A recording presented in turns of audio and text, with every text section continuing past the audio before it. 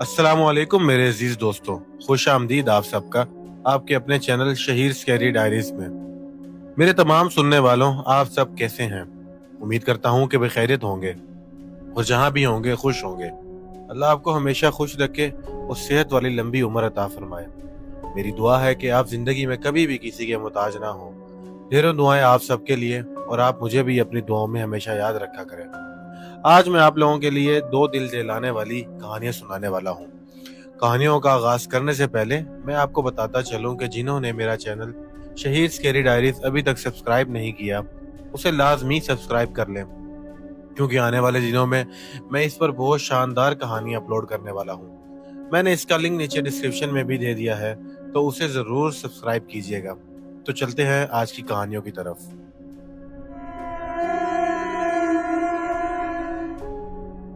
तो चलिए आज की स्टोरी हम शुरू करते हैं। मैं कराची में बफर जोन में रहता हूँ और मेरी उम्र 19 साल है। रिसेंटली मैंने आपके चैनल पे हॉरर स्टोरीज सुनी है, तो मैंने सोचा कि मैं भी अपना वाकया जो है आपसे शेयर करूं। लेकिन टाइम की वजह से मुझे टाइम नहीं मिलता था, तो मैं इसलिए शेयर नहीं कर पा रहा था। तो आज मुझे टाइम मिला है, तो मैं आपको अपनी कहानी शेयर कर रहा हूँ। ये बात 2023 की है। मेरी तबीयत अचानक खराब होने लगी।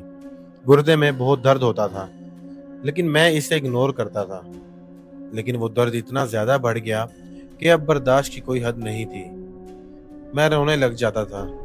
घर वालों को कहा तो उन्होंने कहा कि सोने और खाने की टाइमिंग सही नहीं है। लेकिन अब दिल में दर्द शुरू हो गया था। ऐसा लगता था जैसे कोई सुई मार रहा है। मैंने डॉक्टर से चेक करवाया, कुछ पता नहीं चल रहा था। फिर एक दिन ऐसा होता है, मैं रात को सो रहा होता हूँ, घर में लाइट चली जाती है और अचानक ऐसा महसूस होता है मेरे सर के सामने कोई आकर बैठ गया। मैं मोबाइल में लाइट ऑन करता हूँ तो फिर कोई नहीं दिखता था। थोड़ा डर जाता हूँ और आयतुल कुर्सी पढ़कर सो जाता हूँ। इसके बाद से मेरे साथ अजीबो गरीब हरकतें शुरू हो गई। मैं अकेला होकर भी अकेला नहीं था। मैं सो रहा होता था तो कोई चीज मुझे सोने नहीं देती थी। कभी मेरे पाँव से नीचे की तरफ खींच लेती और कभी मेरे सीने पे आकर बैठ जाती, तो कोई ना कोई नुकसान करती थी। मैं घर वालों को बताता कि मेरे साथ ऐसा हो रहा है, तो वो कहते पूरे दिन रात तुम ये हॉरर स्टोरीज सुनते हो, इसी वजह से तुम्हारा वहम है, और मेरी बातों को इग्नोर कर देते हैं। 14 अगस्त को आतिशबाजी देखकर सुबह जब घर आता हूँ तो बिस्तर में लेट के मोबाइल यूज कर रहा होता हूँ, तो अचानक से मुझे खून की उल्टी होने लग जाती है। इतनी के रोकना मुश्किल हो गया। उसी दिन मेरी बहन की डिलीवरी भी थी, तो मेरे अबू मुझे जल्दी से डॉक्टर के पास ले जाते हैं। वहाँ ड्रिप लगती है खून को रोकने के लिए। फिर डॉक्टर ने कहा कि अब्बासी ले जाओ, वहाँ टेस्ट करवाओ, तो सब नॉर्मल आ रहा था। डॉक्टर भी परेशान हो गए कि हुआ क्या है, कुछ पता नहीं चल रहा था। तो उन्होंने कहा कि जिना हॉस्पिटल जाएं, आप वहाँ सही से टेस्ट करवाएं। वहाँ जाते हैं, वहाँ सिर्फ ड्रिप लगती है खून रोकने के लिए, लेकिन मेरी बीमारी का पता नहीं लग रहा था। डॉक्टर के पास जब आना जाना लगता रहा तो मुझे रोज रात में एक ब्लैक शैडो दिखाई देता था, और वो मुझे देखकर हंसती थी। कभी वो मेरी अलमारी के ऊपर नजर आती थी, तो कभी गेट के सामने। वो मुझे बहुत तंग करती। मेरा वेट 55 था, लेकिन उस दौरान इतनी ब्लड वॉमिटिंग की वजह से 40 किलो रह गया। और एक दिन जब मैं अपनी छत पर गया तो वहां जाकर मोबाइल चला रहा था, तो मुझे किसी के रोने की आवाज आई। मैं समझा साथ वाले घर में कोई रो रहा होगा, लेकिन वो आवाज इतनी तेज हो गई जैसे मेरे सामने बैठकर कोई रो रहा है। जब मैं डर जाता हूँ तो वो रोना हंसी में बदल जाता है। मैं नीचे की तरफ भागता हूँ तो मुझे पीछे से कोई धक्का देता है और मैं नीचे गिर जाता हूँ। घर वाले डॉक्टर के पास लेकर जाते हैं, वहां से लेकर आते हैं, फिर अगले दिन रिपोर्ट लेने जाते हैं। अम्मी अबू और मैं जब जाते हैं, रिपोर्ट फिर से क्लियर आती है। फिर एक डॉक्टर आते हैं जो कहते हैं कि एक बार रूहानी इलाज करवा के देखो और पता करो कि क्या हुआ है। अगले दिन ही मेरे घर वाले मस्जिद के इमाम के पास बात करते हैं। वो घर आते हैं और मुझ पर कुरानी आयात पढ़ते हैं, और जब इमाम मुझ पर कुरानी आयात पढ़कर फूंकते हैं, उस रात मेरे साथ कोई एक्टिविटी नहीं होती, वरना हर रोज रोने की आवाज और किसी साय का एहसास मेरी जान ऐसे ही निकाल देता था। अगले दिन जब कारी साहब ने बताया कि इस पर किसी ने बहुत बड़ा ब्लैक मैजिक करवाया हुआ है, मेरे घर वाले यकीन नहीं करते। इमाम साहब कहते हैं कि रुको, इसको मेरे पास लेकर आओ, और मैं उनके पास जाकर बैठ जाता हूँ। तो वो कुछ कुरानी आयत पढ़ते हैं। वो जो चीज मेरे ऊपर भेजी गई थी वो मुझ पर हावी हो जाती है। और इमाम साहब जब इससे पूछते हैं कि तुम्हें किसने भेजा है, तो वो कहता है वो उन्हीं के रिश्तेदार में से है। तो इमाम साहब कहते हैं कि तू चला जा इसको छोड़कर। तो जो मुझ पर हावी होता है वो कहता है मैं जब तक इसे मार नहीं देता नहीं जाऊंगा। तो इमाम साहब कुछ पढ़ते हैं, मैं चिल्लाने लग जाता हूँ और थोड़ी देर बाद बेहोश हो जाता हूँ। इमाम साहब कहते हैं ये जो चीज भेजी गई है इसको नहीं छोड़ने वाली। मैं एक तावीज बनाकर देता हूँ, इसे पहना दो और उतारना नहीं। इमाम साहब ने कहा कि मैं इसके लिए कुछ करता हूँ, आप इसे 2 दिन बाद मेरे पास मस्जिद लेकर आओ। जिस दिन इमाम साहब तावीज देकर जाते हैं, उससे अगले दिन ही मुझे रात में कोई मेरे रूम का पंखा बंद कर देता है।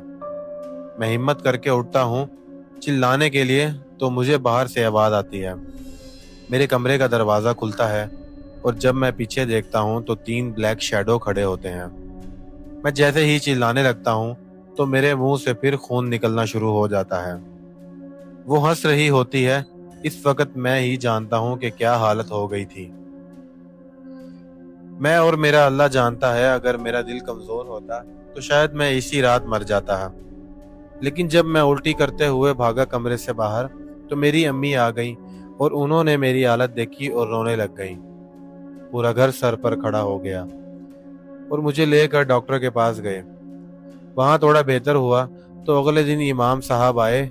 जो अमल करने का कहा वो पूरे 1 महीने तक करने के बाद जाकर मेरी तबीयत ठीक होने लगी। मैं रिकवर हो रहा था क्योंकि इमाम साहब ने जो मेरे ऊपर काले जादू के साए थे उन्हें जला दिया था। और फिर अल्लाह के करम से मैं आज फिर से रिकवर कर गया हूँ। और जब मेरे घर वालों ने कारी साहब से पूछा तो वो कह रहे थे कि वो बहुत करीबी हैं तुम्हारे, लेकिन नाम नहीं बताया। मेरे घर वाले मेरे अब्बू के कजन पर शक करते हैं क्योंकि उन्होंने अपनी बेटी से मेरा रिश्ता पक्का करने का कहा था। मैंने तो मना कर दिया और मेरे घर वालों ने भी मना कर दिया था, और इसके बाद से वो पहले जैसे आते भी नहीं हैं। हमारे घर जो भी हो, अल्लाह का लाख लाख शुक्र है कि मैं बच गया, और अल्लाह ऐसे लोगों से बचाए हम सबको। आमीन। अगर ये स्टोरी आपको अच्छी लगे तो अपने प्रोग्राम में शामिल कीजिएगा। बहुत शुक्रिया।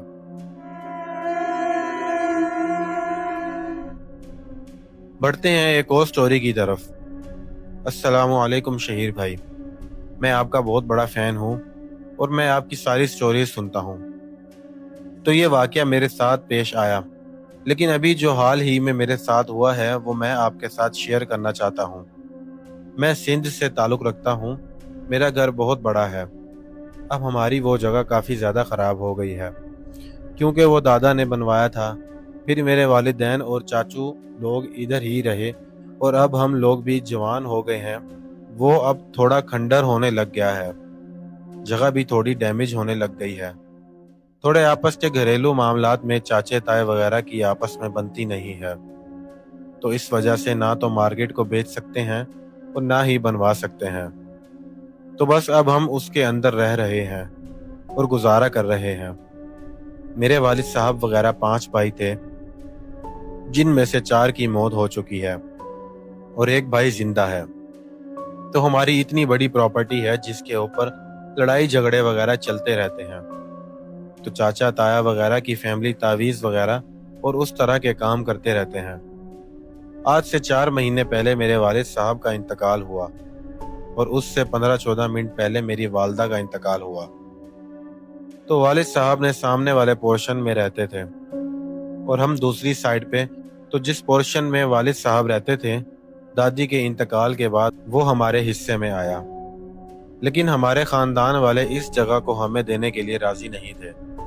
तो वालिद साहब ने कहा कि जब मेरे हिस्से में आई है तो हम लोग यहीं पर रहेंगे, और फिर लोगों ने तावीज़ वगैरह करवाने शुरू कर दिए।